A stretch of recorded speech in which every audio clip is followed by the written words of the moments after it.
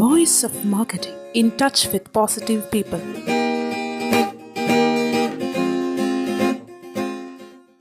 എല്ലാവർക്കും സ്വാഗതം.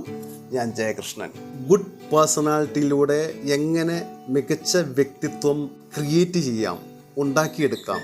ചിലർ പറയുന്ന പോലെ വീട്ടിൽ ഒരു സ്വഭാവം, നാട്ടിൽ ഒരു സ്വഭാവം, ഓഫീസിൽ വേറൊരു സ്വഭാവം, ചില വ്യക്തികളോട് വേറൊരു സ്വഭാവം. അപ്പോൾ ഈ സ്വഭാവം എന്ന് പറയുന്നത് ഒരു തരം ആക്ടിംഗ് ആണോ? നിങ്ങളുടെ അഭിപ്രായം എന്താണ്?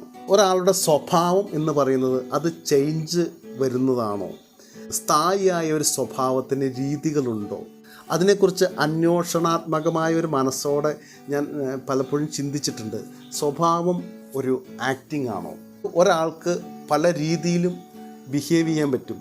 ഒരു പരിധിവരെ സെയിൽസ് ആൻഡ് മാർക്കറ്റിങ്ങിൽ അത് അത്യാവശ്യമാണ്. നമ്മൾ മീറ്റ് ചെയ്യുന്ന കസ്റ്റമർ വളരെ വിവിധ സ്വഭാവക്കാരായ ആൾക്കാരാണ്. ആ കസ്റ്റമറുടെ സ്വഭാവ സവിശേഷതകളനുസരിച്ച് അയാളുടെ ആറ്റിറ്റ്യൂഡിന് അനുസരിച്ച് ആക്ടിങ് തന്നെ കാഴ്ചവെക്കേണ്ടി വരും. നമ്മൾ മീറ്റ് ചെയ്യുന്ന കസ്റ്റമർ ഫാമിലിയിലായാലും പൊതുജീവിതത്തിലായാലും മീറ്റ് ചെയ്യുന്ന ആളുകളുടെ സ്വഭാവങ്ങൾക്കനുസരിച്ച് മാറ്റം വരുത്തേണ്ടി വരും. ചിലർ പറയുന്നത് കേൾക്കാം, ഇതെൻ്റെ രീതിയാണ്, ഇതെൻ്റെ സ്വഭാവമാണ്. എപ്പോഴാണ് ഇങ്ങനെ ഒരാൾ സംസാരിക്കുന്നത്? അത് ഉറപ്പായിട്ടും തെറ്റുകളെ ന്യായീകരിക്കുമ്പോഴാണ്. അയാളുടെ ഭാഗത്ത് മിസ്റ്റേക്ക് വന്നിട്ടുണ്ട്, ഓൾറെഡി മിസ്റ്റേക്ക് വന്നു കഴിഞ്ഞു. മിസ്റ്റേക്ക് വന്നു കഴിഞ്ഞ ഒരു വ്യക്തി ഈ രീതിയിൽ ഇതെൻ്റെ സ്വഭാവമാണ്, ഇതെനിക്ക് മാറ്റാൻ പറ്റില്ല, ഈ രീതിയിൽ ഒരു ഈഗോ സ്വയം ക്രിയേറ്റ് ചെയ്യപ്പെട്ട് വെറുതെ അങ്ങ് പറയുകയാണ്. എന്താണ് ഈ ലോകത്ത് മാറ്റാൻ പറ്റാത്തതായിട്ടുള്ളത്? എല്ലാം മാറ്റാൻ പറ്റും. ഒരാളുടെ സ്വഭാവം മാറ്റിയെടുക്കാൻ സാധിക്കും. എന്തിനോടാണ് നമ്മൾ ചേരുന്നത്, നമ്മൾ അതായി മാറുമല്ലോ. മുല്ലപ്പൂമ്പൊടി ഏറ്റുകിടക്കും കല്ലിനുമുണ്ടൊരു സൗരഭ്യം എന്ന് കവി പാടി വച്ചിട്ടില്ലേ? ഡെഡിക്കേറ്റഡായിട്ട് ഇറങ്ങിയാൽ മാറ്റം സംഭവിച്ചിരിക്കും. ഏത് മോശപ്പെട്ട സ്വഭാവവും നല്ല സ്വഭാവത്തിലേക്ക് മാറ്റിയെടുക്കാൻ പറ്റും. അത് നമ്മൾ ആറ്റിറ്റ്യൂഡ് എന്ന ഒരു ക്ലാസ്സിൽ നമ്മൾ ഡിസ്കസ് ചെയ്ത കാര്യമാണ്. പക്ഷേ സ്വഭാവം ആളുകളുടെ വ്യത്യാസങ്ങൾക്കനുസരിച്ച് ചേഞ്ച് ചെയ്യപ്പെടേണ്ടി വരും എന്നുള്ള കാര്യത്തിൽ ഞാൻ അടിയുറച്ച് തന്നെ വിശ്വസിക്കുകയാണ്. ചിലരെങ്കിലും പറയുന്നത് നിങ്ങൾ കേട്ടിരിക്കും, ഓന്തിൻ്റെ നിറം മാറുന്ന പോലെ അവൻ്റെ സ്വഭാവം മാറുന്നു. അതായത് പെട്ടെന്ന് തന്നെ ചേഞ്ചസ് വരുത്തും. 4 മണിക്ക് പറഞ്ഞ കാര്യം ചിലപ്പോൾ 5 മണിക്ക് മാറ്റി പറയും. അങ്ങനെയുള്ള ആൾക്കാരെ ഉദ്ദേശിച്ചിട്ടായിരിക്കും പറയുന്നത്. പിന്നെ അതുപോലെ തന്നെ പറയുന്നതാണ്, അവൻ്റെ ശുണ്ഠി മൂക്കത്താണ്, അവൻ്റെ ശുണ്ഠി ഭയങ്കര ദേഷ്യക്കാരനാണ്, വളരെ പാവമാണവൻ, വളരെയധികം സ്നേഹമുള്ളവനാണ്. എങ്ങനെയാണ് ഒരാളുടെ ഇതുപോലുള്ള ഡയലോഗുകൾ എങ്ങനെ ഒരാളുടെ സ്വഭാവത്തെ സ്വാധീനിക്കുന്നു?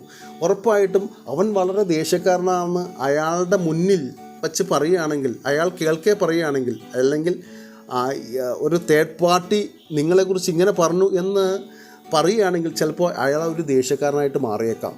അയാൾ അതായിട്ടും ആവാൻ ശ്രമിച്ചേക്കാം. ചിലപ്പോൾ കൃത്യമായ ഒരു സെൽഫ് എസ്റ്റീമും സെൽഫ് റെസ്പെക്റ്റും സെൽഫ് ലവും ഇല്ലാത്തൊരു വ്യക്തിയാണെങ്കിൽ ചിലപ്പോഴൊക്കെ അങ്ങനെയായി മറ്റുള്ളവരുടെ വാക്ക് കേട്ട് അങ്ങനെയായി മാറിയേക്കാം. അയാൾ അതായിട്ട് മാറാൻ ശ്രമിച്ചേക്കാം. അയാൾ ഒരു പാവമാണ്, അപ്പോൾ അയാൾ എല്ലായിടത്തും ഒരു പാവത്താനെ പോലെ അയാളുടെ റിയലായിട്ടുള്ളൊരു സ്വഭാവം മനസ്സിൽ ഒളിപ്പിച്ച് വച്ചിട്ട് വേറൊരു പേഴ്സണാലിറ്റി അയാൾ അവിടെ ഒരു ആക്ടിങ് പേഴ്സണാലിറ്റി അവിടെ പ്രദർശിപ്പിച്ചു എന്ന് വരാം.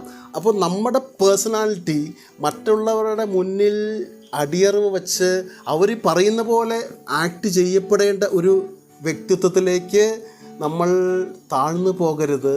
അങ്ങനെ താഴ്ന്നു പോകാതിരിക്കണമെങ്കിൽ നമുക്ക് ആദ്യം പറഞ്ഞ ആറ്റിറ്റ്യൂഡിൽ പറഞ്ഞ ആ സെൽഫ് എസ്റ്റീമും ആ സെൽഫ് ലവും ആ സെൽഫ് റെസ്പെക്റ്റും നമ്മുടെ ഡിഗ്നിറ്റി അത് നമ്മൾ കീപ്പ് ചെയ്തിരിക്കണം. നല്ല വ്യക്തിത്വ വികസനത്തിന് വേണ്ടത് നല്ല ഒരു സ്വഭാവത്തിന് നമ്മൾ ഉടമയായിട്ട് മാറണം. അത് ഒരു പരിധിവരെ നമ്മുടെ റിലേഷൻസ്, നമ്മുടെ ചെറുപ്പത്തിൽ വളർന്നു വന്ന സാഹചര്യങ്ങൾ, നമ്മുടെ കുടുംബാന്തരീക്ഷങ്ങൾ, നമ്മുടെ അച്ഛനമ്മമാരുടെ പെരുമാറ്റം, കുടുംബത്തിലെ മുതിർന്നവരുടെ പെരുമാറ്റം, മുതിർന്ന ജ്യേഷ്ഠനും ജ്യേഷ്ഠത്തിയും അവരുമായിട്ടും മറ്റുള്ളവരുമായിട്ടുള്ള പെരുമാറ്റം. കുട്ടികൾക്ക് A+B² എന്നല്ല പഠിപ്പിക്കേണ്ടത്, നല്ല സ്വഭാവം, ഹ്യൂമൻ സ്കില്ല് എന്താണെന്ന് വളരെ ചെറിയ പ്രായത്തിൽ തന്നെ അവർക്ക് പറഞ്ഞു കൊടുക്കുകയും എന്താണ് മാനവികത, എന്താണ് മനുഷ്യത്വം, എന്താണ് മനുഷ്യനോടുള്ള സ്നേഹം, എന്താണ് കാരുണ്യം, എന്താണ് ദയ, സ്നേഹം, അതിൻ്റെ മൂല്യം, അച്ഛൻ, അമ്മ, കുടുംബാംഗങ്ങൾ, ആ ഒരു ഏരിയയെക്കുറിച്ചിട്ടുള്ള നോളജ്, എന്ത് പ്രശ്നങ്ങളെയും നമുക്ക് തന്മയത്വത്തോടെ നേരിടാനും പാഠപുസ്തകങ്ങൾ ആ രീതിയിലേക്കൊരു മാറ്റം വരുത്തിയാൽ അത് നന്നായിരിക്കുമെന്നാണ് എനിക്ക് തോന്നുന്നത്. ഇന്നത്തെ കുട്ടികൾക്ക് കോൺഫിഡൻസ് കുറഞ്ഞു പോകുന്നു, അല്ലെങ്കിൽ എന്തെങ്കിലും ചെറിയൊരു സിമ്പിളായിട്ടൊരു ഇഷ്യൂ വരുമ്പോഴേക്കും അവർ തകർന്നു പോകുന്നു. സ്വഭാവത്തിൻ്റെ ചെറിയൊരു കഥ കൂടി പറഞ്ഞ് ഈ ഓപ്പണിംഗ് എപ്പിസോഡ് നമുക്കിന്ന് ഇവിടെ ക്ലോസ് ചെയ്യാം. കുറച്ച് കുട്ടികൾ ചേർന്ന് ഈശ്വരനെ ഭയങ്കരമായിട്ട് പ്രാർത്ഥിക്കാൻ തുടങ്ങി. ഈശ്വരനെ പ്രത്യക്ഷപ്പെടുത്തി. അവർക്ക് കുറച്ച് പൈസ വേണം, ഇന്ത്യ മുഴുവൻ കാണണം, ദൈവത്തെ പ്രാർത്ഥിക്കാൻ തുടങ്ങി. ഈശ്വരനെ പ്രത്യക്ഷപ്പെടുത്തി. ഏറ്റവും സിമ്പിളാണല്ലോ, ലോട്ടറി അടിച്ചിട്ടുണ്ടെങ്കിൽ പോകാൻ പറ്റുമല്ലോ എന്ന് വിചാരിച്ച് ഒരു ലോട്ടറി അടിക്കണേ ഞങ്ങൾക്ക് എന്ന് പറഞ്ഞ് അവർ ദൈവത്തെ, ഈശ്വരനെ കണ്ടു. ഈശ്വരനോട് വരം ചോദിച്ചു. തഥാസ്തു, നിങ്ങൾക്ക് ലോട്ടറി അടിച്ചിരിക്കുന്ന ആ കുട്ടികൾക്ക് വരം നൽകിയാണ്. വളരെയധികം സന്തോഷത്തോടു കൂടി ആ കുട്ടികൾ എന്ത് ചെയ്തു? അവരുടെ വീടുകളിൽ പോയിരുന്നു. ലോട്ടറി അടിക്കാൻ വേണ്ടി അവർ വീട്ടുകളിൽ പോയിരിക്കുകയാണ്. കുറച്ചങ്ങ് കഴിഞ്ഞ് ലോട്ടറി അടിക്കുന്ന ദിവസങ്ങൾ വന്നപ്പോൾ ഈശ്വരന് ടെൻഷൻ വന്നു. ഈശ്വരന് ടെൻഷൻ വരാൻ എന്താ കാരണം? ഈ പറഞ്ഞ പിള്ളേർ ലോട്ടറി ടിക്കറ്റ് എടുത്തിട്ടില്ല. ലോട്ടറി ടിക്കറ്റ് എടുത്താൽ മാത്രമല്ലേ ഈശ്വരന് ഫസ്റ്റ് പ്രൈസ് കൊടുക്കാൻ സാധിക്കുകയുള്ളൂ. നമ്മൾ ചെയ്യേണ്ടതായ കുറച്ച് റെസ്പോൺസുകളുണ്ട്. അത് നമ്മൾ ചെയ്യാതിരിക്കുന്നത് ഒരിക്കലും ന്യായീകരിക്കാൻ പറ്റില്ല.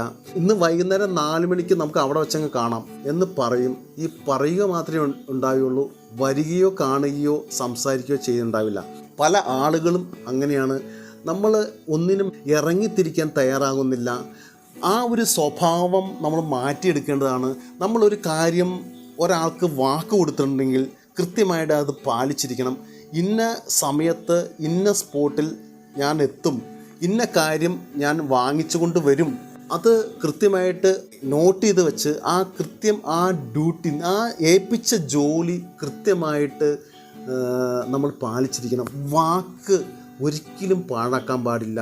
നമ്മൾ ചെയ്യേണ്ട ഡ്യൂട്ടികൾ, നമ്മുടെ റെസ്പോൺസുകൾ സ്വയം ഏറ്റെടുത്ത് നമ്മളത് ചെയ്യാൻ തയ്യാറാകണം.